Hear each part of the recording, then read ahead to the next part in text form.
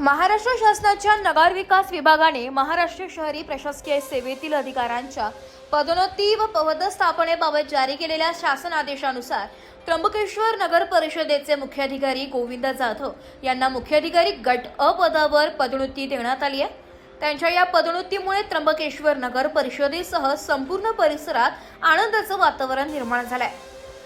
गोविंद जाधव यांनी त्र्यंबकेश्वर नगर परिषदेत कार्यरत असताना शहर विकास, नागरी सुविधा, स्वच्छता, पाणी पुरवठा तसेच विविध विकास कामांच्या प्रभावी अंमलबजावणीत महत्त्वपूर्ण योगदान दिले आहे। त्यांच्या प्रशासकीय कौशल्याची दखल घेत शासनाने त्यांना गट अ पदावर पदोन्नती दिल्याने नगर परिषदेच्या कार्यक्षमतेला आणखी बळ मिळणार असल्याची भावना व्यक्त होत आहे।